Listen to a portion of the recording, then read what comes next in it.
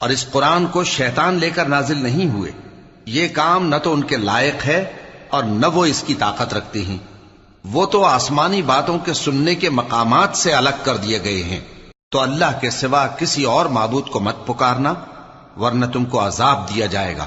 اور اپنے قریب کے رشتہ داروں کو ڈر سنا دو، اور جو مومن تمہارے پیرو ہو گئے ہیں ان سے تواضع سے پیش آؤ۔ پھر اگر لوگ تمہاری نافرمانی کریں تو کہہ دو کہ میں تمہارے اعمال سے بے تعلق ہوں، اور اس غالب و مہربان پر بھروسہ رکھو جو تم کو جب تم تہجد کے وقت اٹھتے ہو دیکھتا ہے، اور نمازیوں کے ساتھ تمہارے رکوع اور سجود کو بھی دیکھتا ہے۔ بے شک وہ سننے والا ہے، جاننے والا ہے۔ کیا میں تمہیں بتاؤں کہ شیطان یعنی جنات کس پر اترتے ہیں؟ وہ ہر جھوٹے گنہگار پر اترتے ہیں۔ جنات سنی ہوئی بات اس کے کان میں لا ڈالتے ہیں، اور وہ اکثر جھوٹے ہیں، اور شاعروں